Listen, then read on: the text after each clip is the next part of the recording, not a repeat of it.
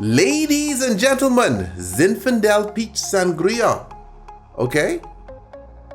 We get some cranberries in there. Come behind up with some grapes. Follow those grapes with some peach, okay? Look at that. You said the peach just dropped, like it just flopped down. Okay, then some orange slices. Come behind it with some peach schnapps. And bang. Follow that with some Zinfandel.